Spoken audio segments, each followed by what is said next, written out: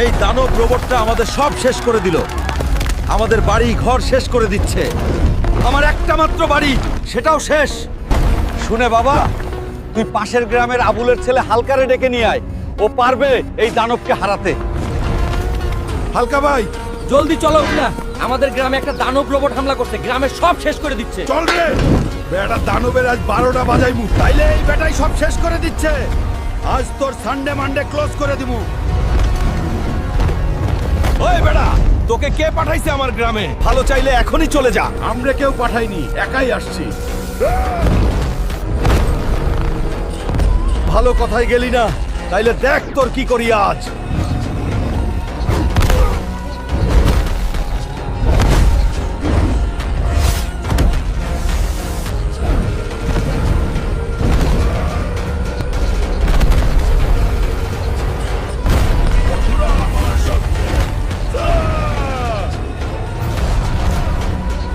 বন্ধুরা, আমার শক্তি কমে গেছে।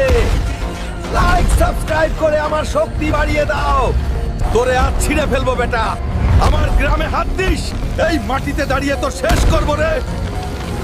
হালকা ভাই, ছেড়ে দে, আমি চলে যাচ্ছি।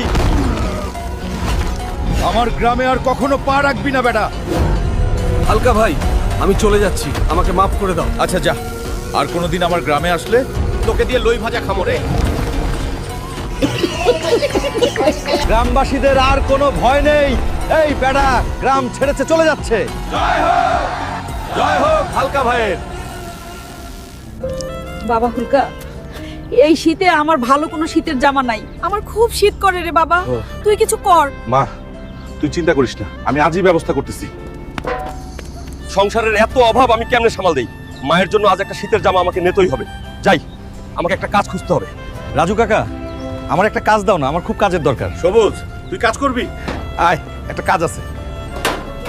যাক, একটা কাজ পেয়ে গেছি। মন দিয়ে কাজ করে টাকা কামাই করব। মার জন্য আজ আমাকে শীতের গরম কাপড় নিয়েই যেতে হবে। আমার পারিশ্রমিকটা দাও রাজু কাকা। এই নে সবুজ হালকা, তোর পরিশ্রমের টাকা। ভালো করে কাজ করেছিস। এই যে দোকানদার কাকু, আমার মার জন্য ভালো চাইতে একটা শীতের গরম পোশাক দাও। আচ্ছা সবুজ, তুমি দাঁড়াও, দিচ্ছি। এই নাও সবুজ, এটা ভালো। আচ্ছা, আমি এখনই আসছি মা। আজ মা অনেক খুশি হবে শীতের গরম কাপড় দেখে। মা, মা কই? এই দেখ, তোর জন্য শীতের কাপড় আনছি।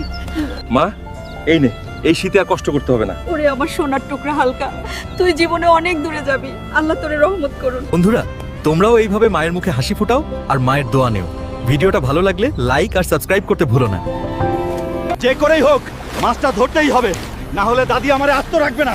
চান্দা ভাই, তোর দাদি অসুস্থ, জলদি চল। দাদি, দাদি তোর কি হয়েছে? দেখ কত বড় মাছ আনছি।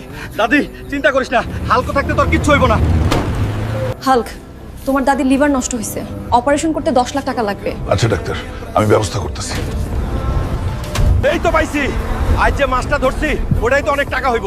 যাই, ওটা বেঁচে আসি। মাছ বেচতে হইব এখনই। কি চাঁদা ভাই, মাছটা বেচবি নাকি? ও চাচা, তুমি খুশি হয়ে কিছু একটা দিও, দাদির জন্য অনেক টাকা লাগবে।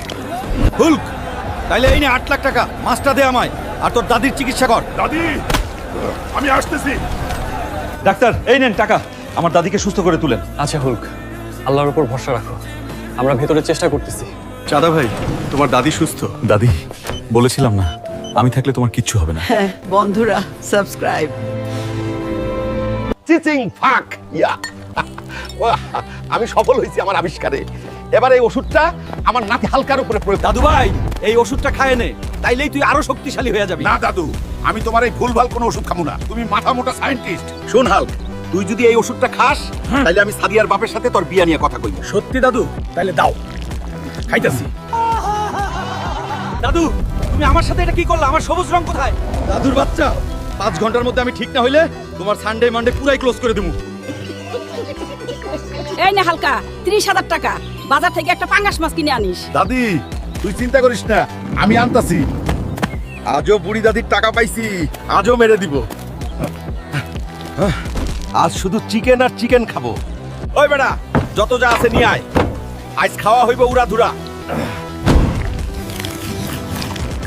ওই বেটা, বিল কত হইল রে?